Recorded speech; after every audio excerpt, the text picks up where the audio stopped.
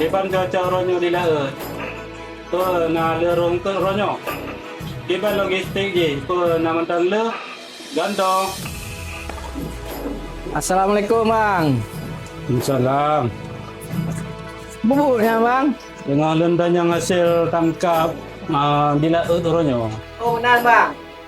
Pergi makan pakai frekuensi ya bang. Partai kamu itu bintai Barosa bang dan yang bertugas dino karena frekuensi yang khusus untuk nelayan. Nanti ikran. Punya. Jadi mana bang? Ikrannya izin komunikasi radio perikanan. Danyo merumpuk izinnya pre bang.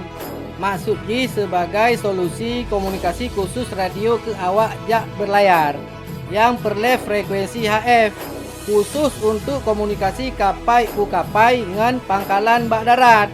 Pak Bintek Barobi, kamu nadi pernocit bang. Frekuensi yang totoh menteng yang diperuntukkan ke nelayan.